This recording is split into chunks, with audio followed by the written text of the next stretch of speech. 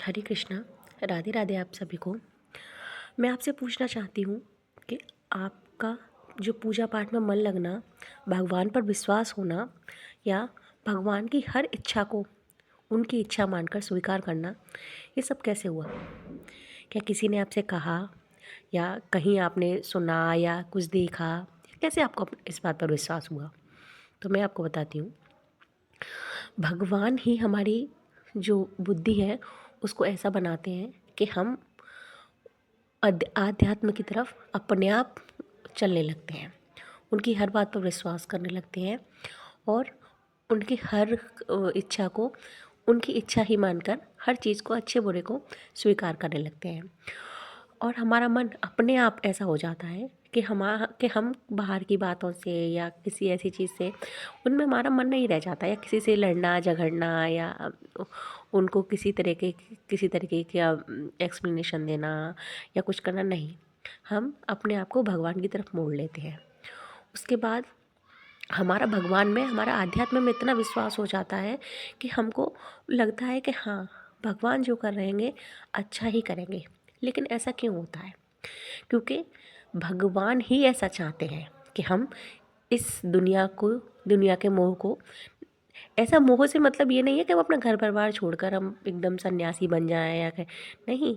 हम घर में ही रहेंगे, हमारे सारे रिश्ते चलेंगे जैसे कि चल रहे हैं, लेकिन हमारा हमारा जो मन होगा वो हमारे भगवान की तरफ होगा और आध्यात्म की तरफ होगा। और ये तब होगा जब भगवान चाहेंगे, क्योंकि भगवान की बिना मर्जी के तो भगवान का कोई एक बार नाम भी नहीं ले सकता है। उनमें विश्वास करना, उनको उन पर हर इच्छा अपनी बताना, उनकी सुनना, उनको समझना, अब सब कुछ जो है वो उनकी ही कृपा से होता है। क्योंकि उन्हीं के बिना कृपा के तो अगर हम चाहें भी ना, अगर कोई आकर अभी हमसे कहे कि अच्छा ऐसा करो, तुम सुबह मंदिर जाया करो या ये सब किए पूजा पाठ किया करो, तब हमको ये सारी चीज़ें समझ में नहीं आएंगी। हमको लगे क्या बेकार की चीज़ें हैं, क्या ही पूरे रोज़ मंदिर जाने से हो जाएगा, रोज़ क्या ही दीपक जलाने से हो जाएगा। लेकिन ये कब होगा? जब वो स्वयं चाहेंगे।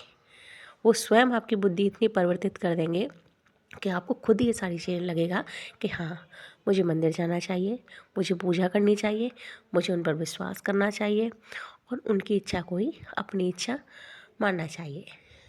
अंत शब्दों में मैं कहना चाहूँगी कि अगर हमारा झुकाव आध्यात्म की तरफ हो रहा है, स्पिरिचुअल ग्रोथ अगर हमारी हो रही है, तो ये भी उन्हीं की कृपा है।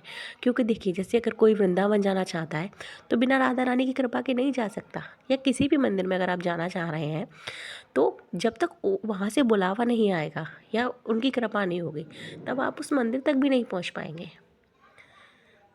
तो